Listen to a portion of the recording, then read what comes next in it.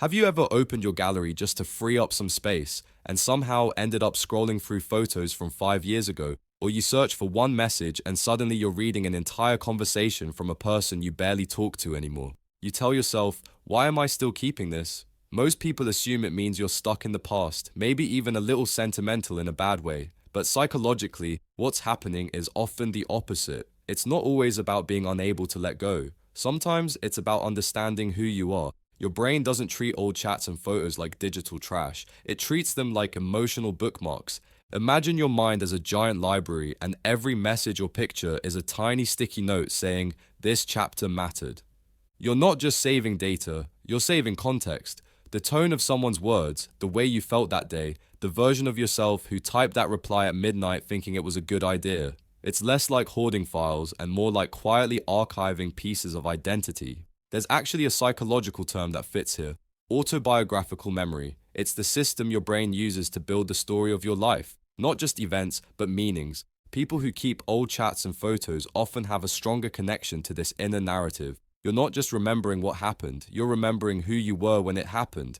It's like watching old seasons of a show where you're also the main character and the writer at the same time. And then there's nostalgia, that strange emotional cocktail that feels warm and heavy at once. For years, nostalgia was seen as emotional weakness, like you were living in yesterday, but modern psychology shows it can actually increase feelings of belonging and purpose. When you revisit old memories, your brain releases small doses of comfort chemicals, almost like emotional reassurance. But it's not always soft and cozy. Sometimes you open an old chat and cringe so hard you want to throw your phone across the room. You read a message and think, why did I say that?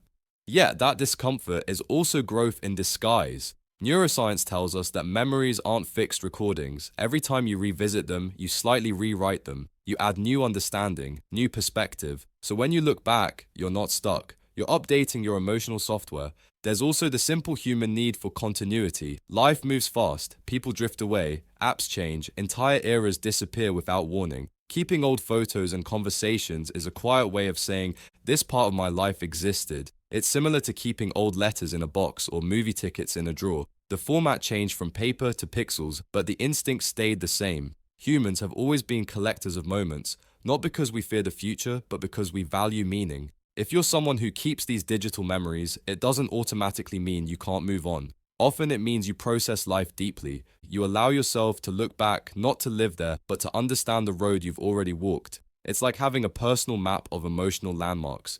You don't stare at the map all day, but knowing it exists makes the journey feel more grounded. So the next time you catch yourself smiling at an old photo or rereading a long-forgotten chat, maybe don't rush to judge yourself. Instead, notice what you feel. That feeling isn't just nostalgia, it's self-connection. You're not carrying digital clutter, you're carrying chapters of your story. And if this sounds familiar, you're not strange, you're human. Maybe after this video, you'll open one memory and see it differently. And if you do, that tiny shift in perspective might be the most meaningful update you make all day.